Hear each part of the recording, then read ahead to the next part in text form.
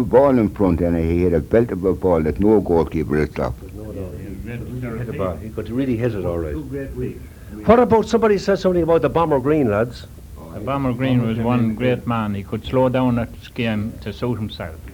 Johnny, we're talking about, we're naming people here, and I'm sure everybody at the table agrees, we're leaving a terrible lot of people out. Of course, that's the unfortunate thing about it.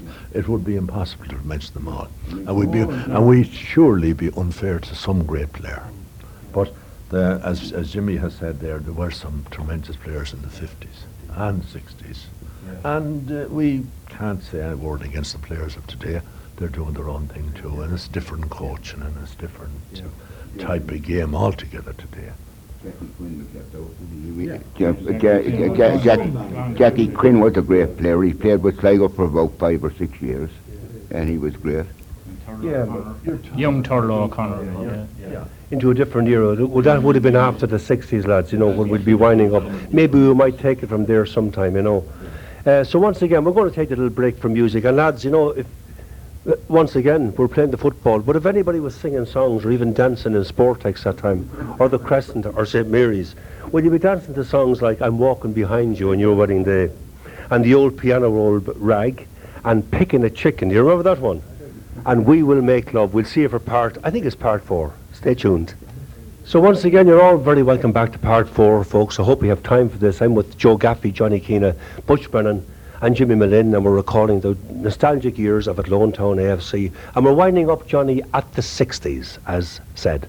Yeah, well, the 60s, we had a little bit of success, I suppose. We won the Leinster Junior Cup, as I said earlier, and it was an honour to be I captained the team at that time, and I was thrilled. And I suppose you could say the end of my days as a player, you say. I was getting old. I was nearly ashamed going out among all those nice young footballers, But I did go out, and we won it, and we kept the old flag flying. Sure, what more could we do? I suppose we were always strictly amateur players in those days. You think of the wonderful money players are getting today, it makes you wonder, and we came up at the wrong time, I wonder, did we? Yeah. Maybe we didn't. But there was one particular season there, and our poor committee in their wisdom decided to pay us 10 shillings for every time we won a game. So poor Paddy Lennon, who's the chairman at the time, but Paddy used to come every week with us, and it was lovely to see Paddy with all those 10 shilling notes after the game. They didn't do it anymore, because I think we nearly broke them that year. Well done, Johnny. Well, folks, as we said, we will wind this up around the 60s, and maybe another day, actually. I'm sure they will. But, Joe, you were saying something off here, that we have to come right up to present with some great achievement of last Sunday. Well, first I want to congratulate St. Joseph's in Summerhill for winning the under-14s Girls All-Ireland Cup. Well, that's great. And I have a granddaughter on that team, and you have a grandniece on that team. And I didn't know until you reminded me, indeed. Well done, Joe. Joanne Moriarty. Well done. Butch and Jimmy, we have another little congratulation. Is that right, for Billy Dowding's, what, grandniece? No, Billy's daughter. Oh, well. He got 3 internationals playing for Ireland, and it's a credit to Billy and the daughter.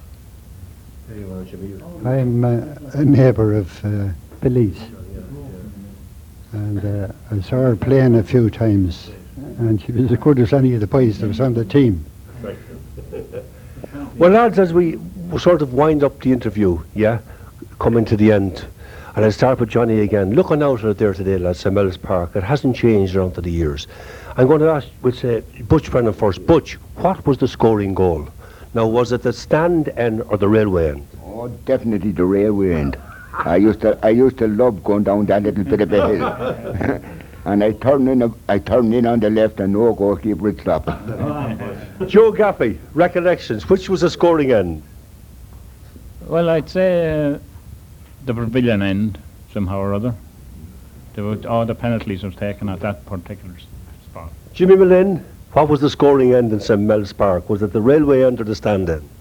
The scoring end. I used to like playing up towards the stand. But I think one of the best goals I saw was when the Bomber Green shot in the Leinster Cup final. Just before I hand over to Johnny, as a fellow who used to play as well a bit, I always thought the scoring goal was at the stand end because I picked the ball out of the net a lot of times in that old goal. Johnny? The town goal, we called it, yeah. I think it was the best. But we did score one or two on you there, Joe, from time to time. But I want to bring it back to Joe Flynn. Joe Flynn was a tremendous goalkeeper for this club. I remember particularly when they introduced a counties competition. Westmeath played Dublin in Talca Park, and we beat them 1-0. But next day the heading was Joe Flynn beats Dublin. It was a marvellous achievement for Joe. He had a marvellous game and goal that day.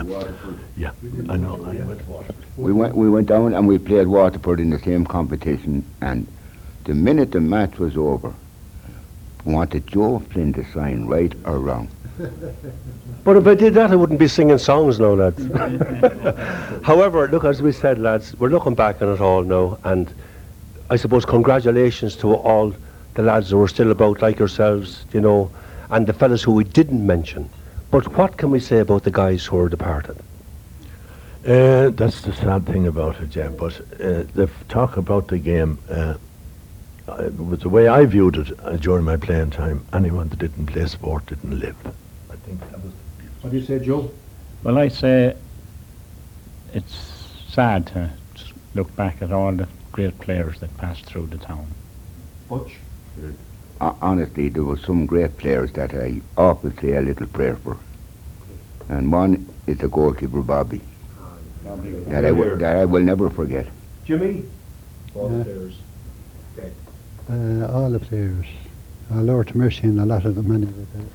So on behalf of Midlands Radio 3 Athlone, our thanks to Johnny Keena, Butch Brennan, Joe Gaffey and Jimmy Malin. Thank you, lads.